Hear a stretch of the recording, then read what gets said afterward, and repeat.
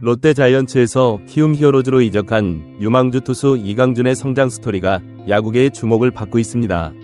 2023년 시즌을 앞두고 롯데가 FA 시장에서 한현희와 계약을 체결하면서 시작된 이 이야기는 이제 한국 프로야구의 미래를 엿볼 수 있는 흥미로운 사례가 되었습니다. 이강준의 여정은 2020년 KT 위즈에 입단하면서 시작되었습니다. 신인 시절 그의 성적은 그리 눈부시지 않았습니다.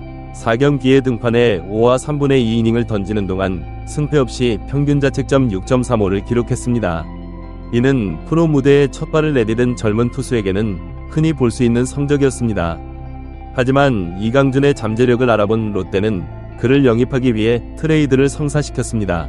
롯데 유니폼을 입은 후 2021년 시즌에는 15경기에 등판해 8과 3분의 1이닝을 소화하며 2승을 거두었지만 평균 자책점은 10.80으로 높았습니다. 2022년에도 상황은 크게 나아지지 않았습니다. 13경기에 등판해 9와 3분의 2이닝을 던지며 1세이브를 기록했지만 평균 자책점은 여전히 두 자릿수인 10점 이사에 머물렀습니다. 이런 성적만 보면 이강준의 미래가 밝아 보이지 않을 수도 있습니다. 하지만 야구는 단순히 숫자만으로 판단할 수 없는 스포츠입니다. 롯데의 코칭 스태프와 스카우트들은 이강준의 몸에 숨겨진 잠재력을 발견했고 그의 성장 가능성을 믿었습니다. 2023년 롯데는 FA 시장에서 큰 판을 벌였습니다. 먼저 포수 유강남과 4년 총액 80억 원의 계약을 체결했고 이어서 전천후 투수 한현희와 3+1년 총액 40억 원에 계약했습니다. 이 과정에서 키움은 FA 보상 선수로 이강준을 선택하는 과감한 결정을 내렸습니다. 이 결정은 당시 많은 이들의 위화함을 자아냈습니다. 이강준은 이미 국군체육부대 상무 입대가 확정된 상태였기 때문입니다.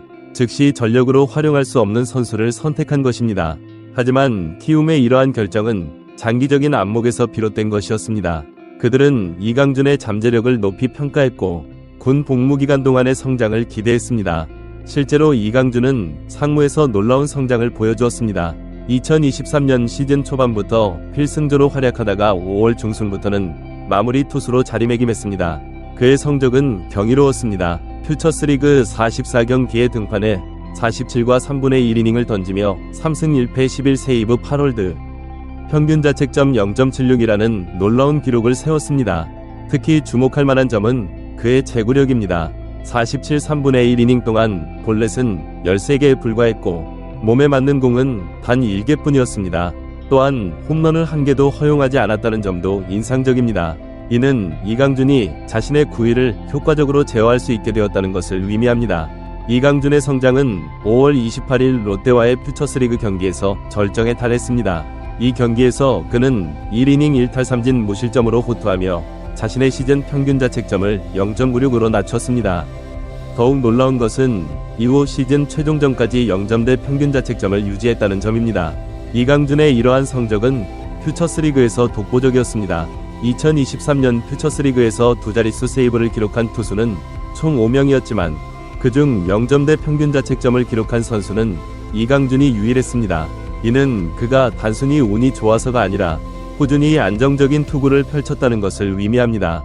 이강준의 성장은 구속에서도 나타났습니다. 7월 5일 열린 퓨처스 올스타전에서 그는 최고 구속 158km에 달하는 강속구를 선보였습니다. 이는 많은 팬들과 야구 관계자들의 이목을 집중시켰습니다. 강속구와 뛰어난 제구력의 조합은 프로야구에서 매우 귀중한 자산이기 때문입니다. 이강준 본인도 자신의 성장에 대해 만족스러워했습니다. 그는 상무 입대 전에 목표가 제구를 잡는 것이었다. 일관성 있게 공을 던지려 했는데 아직까지는 계획했던 대로 잘 풀렸다. 만족스럽다 라고 말했습니다. 이는 그가 단순히 운으로 좋은 성적을 낸 것이 아니라 계획적이고 체계적인 훈련을 통해 성장했다는 것을 보여줍니다. 이강준의 성장은 국가대표팀 코칭 스태프의 눈에도 띄었습니다. 그는 상무 소속 선수로는 유일하게 프리미어 12 예비 명단에 이름을 올렸습니다. 비록 최종 명단 선발까지는 이르지 못했지만 이는 그가 한국 야구의 미래로 주목받고 있다는 것을 의미합니다. 이제 이강준은 11월 제대를 앞두고 있습니다. 제대 후 그가 1군 무대에서 어떤 활약을 펼칠지에 대한 기대가 높아지고 있습니다. 물론 아직 1군에서의 성공을 장담할 수는 없습니다. 2군과 1군의 차이는 생각보다 크기 때문입니다. 하지만 이강준이 보여준 성장세와 잠재력을 고려하면 그가 1군 무대에서도 충분히 경쟁력을 가질 수 있을 것으로 보입니다. 특히 키움 히어로즈의 입장에서는 이강준의 성장이 반갑지 않을 수 없습니다.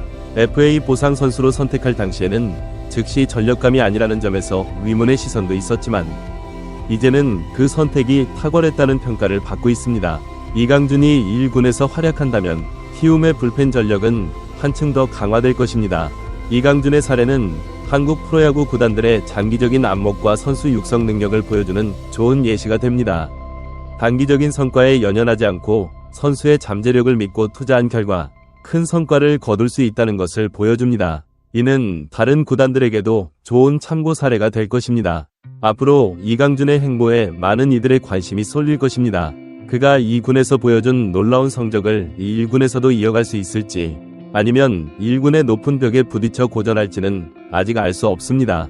하지만 한 가지 확실한 것은 이강준이 한국 프로야구의 미래를 책임질 젊은 투수 중 하나로 자리매김했다는 점입니다.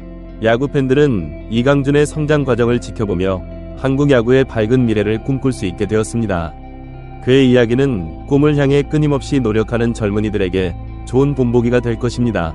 이제 우리는 이강준이 1군 무대에서 어떤 활약을 펼칠지 그리고 한국 야구 역사에 어떤 족적을 남길지 기대와 관심을 갖고 지켜볼 차례입니다.